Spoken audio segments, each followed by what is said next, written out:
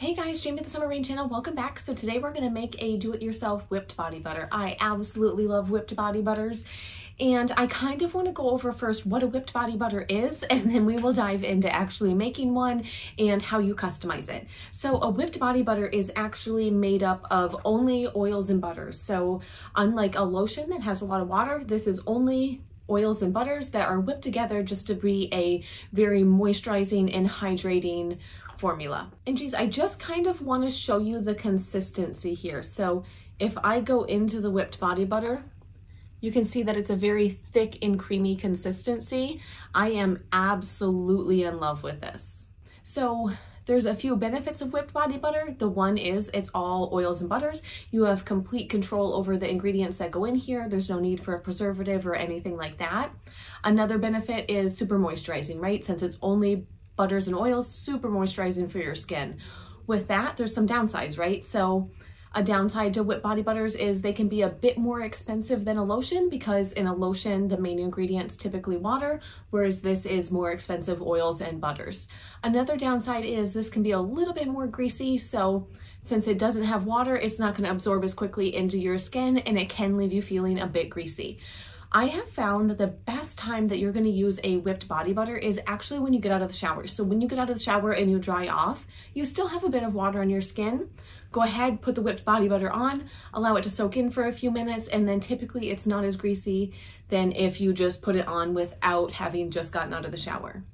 Now, the cool thing about making your own formula is you can completely customize this. So every ingredient that's in here is completely customizable. You can change it up to be however you would like it to be. So in this recipe, I use cocoa butter and I use shea butter, but those are completely able to be swapped out. I use a little bit of hazelnut oil, but you can swap that out for any carrier oil that you'd like. I want you to have fun with this. Like, I really want you to be able to take this recipe and customize it to make it your own. So without further ado, let's dive in. Let's learn how to make a whipped body butter. So here are the ingredients that we're going to need to make our whipped body butter. So the first ingredient that we're going to use is shea butter. Now I use ultra refined shea butter because I don't like the earthy smell that shea butter has. So if you are okay with that smell, you can go ahead and use the regular shea butter, completely up to you. Now, if you wanted to swap this out for something else, go with something that's going to be a similar consistency. So mango butter, coconut oil would be good substitutions for shea butter. So the next ingredient that we have is cocoa butter. Now, cocoa butter does have a little bit of a chocolatey smell. If you don't like that, you can go with the refined. If you want to swap this out, you're going to want to go for another really brittle butter. So think about kokum butter. That would be another option to swap this out for. I'm going to be using hazelnut oil in this whipped body butter. Now, normally I tell you, hey, don't use your expensive ingredients, but this is one of the times that you certainly can use a more expensive ingredient, because we're going to be leaving this on our skin. So if you have jojoba oil or argan oil or a more expensive ingredient that you want to swap this out for, you certainly can. You can really use any carrier oil that you would like in this recipe. So the next ingredient is arrowroot powder. Now this is used to help cut down on some of that greasiness, right? Because we're using all oils and butters, and when you're using just oils and butters, it can leave a little bit of a greasy feeling. So the arrowroot powder will cut down on this. Now you can substitute this for cornstarch, or you can leave it out. So this is an optional ingredient, and if you don't have it, you can go ahead and just leave it out of the formula. Our next ingredient is vitamin E oil. So vitamin E oil helps to extend the life of the butters and oils. Now this is not a preservative. It actually just helps to slow down the oxidization process of your butters and oils. It is not necessary, so if you don't have it, you can go ahead and just leave it out of the recipe. And lastly, we have our fragrance oil. Now you can use either a fragrance oil or an essential oil. That is completely up to you. And if you want to not use a fragrance in it, just go ahead and leave this out of the recipe as well. Go ahead and grab a heat-safe container. We're going to pop in our shea butter, our cocoa butter, and our hazelnut oil. Now that we have these all together, what we need to do is go ahead and melt these in order to get everything to mix together.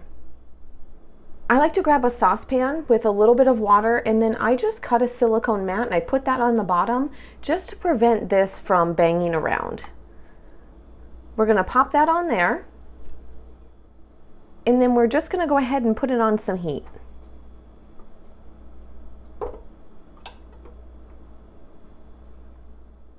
Go ahead and put this on a low to medium heat, and we're going to allow it to melt completely. So as your butters and oils are melting, what you want to do is just come in here periodically and kind of give it a good stir. Now, you don't have to by any means stir it the entire time, but just come in here every now and then and just give it a little stir. You will notice that it's going to take a bit for everything to melt. And we want that, right? Because we don't want to heat it up quickly and cook the butters and oils. What we want to do is just do it slowly on the double boiler. So be a little bit patient here. It'll take a few minutes to completely melt. And you're going to notice that the shea butter is going to melt before the cocoa butter. So the cocoa butter is going to be the very last butter in here to melt. That's because it has a higher melting point than the shea butter does. As you can see, this is completely melted. So we're going to go ahead and turn the heat off. And we're carefully going to remove our oils from the water. Now, it's very, very important that when you do this, you take a dish rag and you wipe the side of your container. So the reason why we want to wipe the side of the container really well is this is an only oils formula, right? We're not putting a preservative in here. So what we don't want to do is get any water in with our oil. Now what I like to do is go ahead and take my oils and I'm just going to pop it into a mixing container.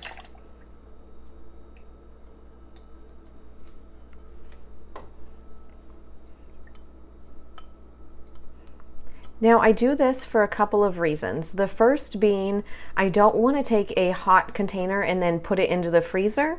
And the second is it's just easier to mix when you're in a deeper container like this. You don't need the pour spout, but this is actually one of my favorite mixing containers. So just go ahead and pop it in whatever mixing container you have. So now what you're going to do is go ahead and pop this in the freezer. What we want to do is we want to go ahead and cool it down as quickly as possible. The reason why we want to do this is shea butter is notorious for coming out grainy. Now it does that if it's cooled too slowly. So the quicker we can cool this, the better incorporated all of the ingredients are going to be, and we won't have any graininess for a shea butter. I just went ahead and pulled this out of the freezer. As you can tell, it looks like it's pretty solid, but when I push down on it, if you can see there, it's not completely frozen. So there's just a layer where it's hardened up a bit. So what you'll want to do is just come in with your spatula and you're going to remove the part that kind of sticks to the side of the container. So it's going to take a little bit of elbow grease there and you're just kind of peeling it off the edge of your container. And that's just going to make it easier to get everything mixed up really well. And then you come in with your whisk and we're just going to go ahead and whisk it.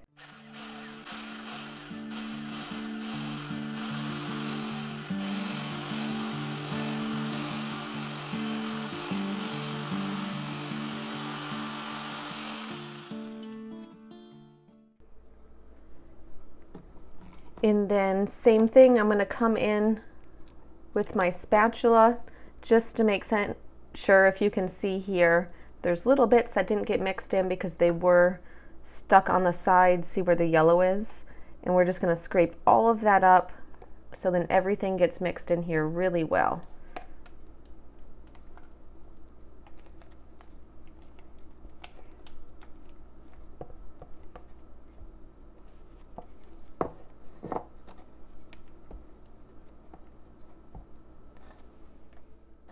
We'll hit it again with a whisk.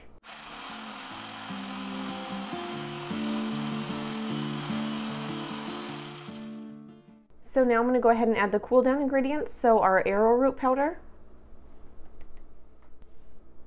our fragrance or essential oil, and our vitamin E oil.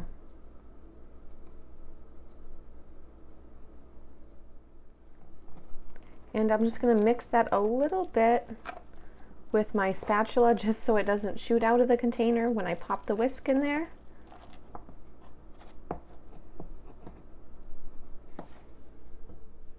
And then we'll whisk it one more time.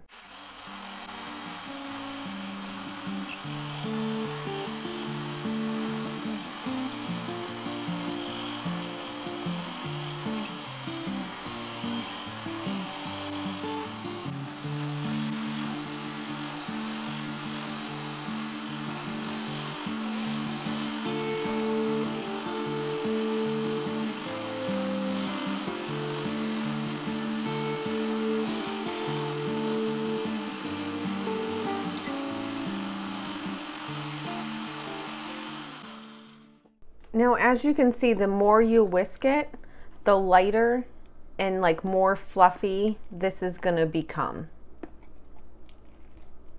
Now, I like to come in a few times. I'm gonna scrape everything off the sides, everything off the bottom, so then we don't have any clumps in there.